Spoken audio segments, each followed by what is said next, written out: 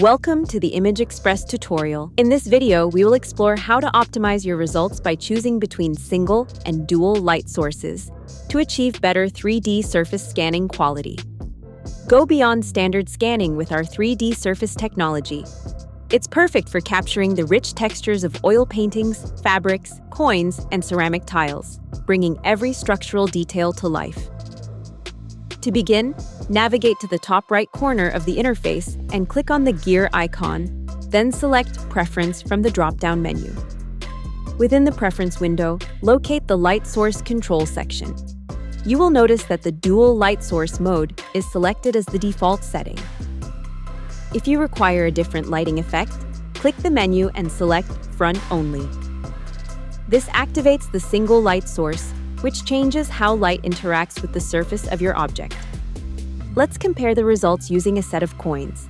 When using dual light source, the light is distributed evenly across the object, providing a clear and flat image. In contrast, the single light source creates more shadow, which significantly emphasizes the texture and provides more depth to the 3D features of the scan. By understanding these lighting options, you can choose what fits your scan best to ensure the highest quality output for your specific project. Visit our website to learn more.